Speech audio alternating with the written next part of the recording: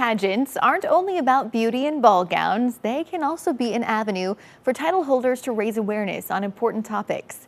In tonight's Eye on Keloland, Lauren Solik introduces us to Ms. Mount Rushmore to hear her story of overcoming addiction to now inspiring young Indigenous girls. Meet Danica Miller, a mother of 3 boys, an enrolled member of the Crow Creek Sioux Tribe, and Miss Mount Rushmore. It was a lot of fun. So I had actually went to go compete for Miss South Dakota. It was my first pageant. So I kind of went in there a little blindsided, not really sure exactly what we were supposed to do, but I tried my best and ended up placing 2nd place.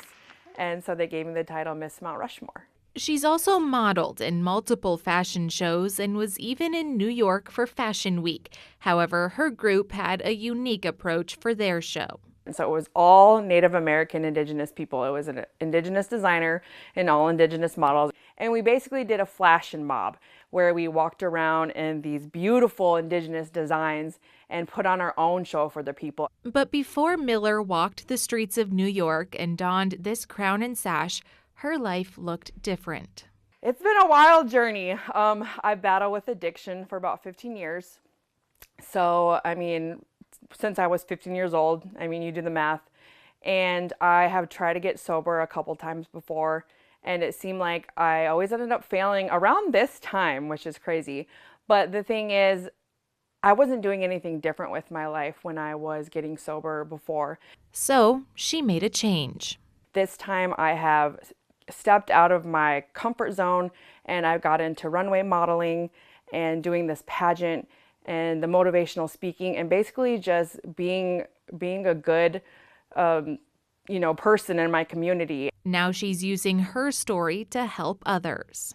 And I decided that my platform was going to be sobriety because I have celebrated 20 months of sobriety this month.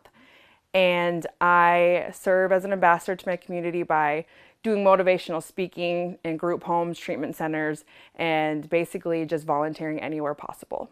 And it was her best friend, Kirsty Martell, who inspired Miller to give the pageant world a try. She won 1st place last year as Mrs. South Dakota. And she told me that, there's not a lot of Native American Indigenous women who are in these pageants. Together, they want to inspire more Native American women. I just want to say that no matter what you're going through, if you're struggling with addiction, you're struggling with anything on the inside, not to give up. Don't give up, and you're never too old to chase your dreams. With Eye on Keloland, I'm Lauren Solik. Miller will travel to Florida in July to compete in the Miss USA competition. If you'd like to help her hit her fundraising goal for the trip, follow the link under this story on Keloland.com.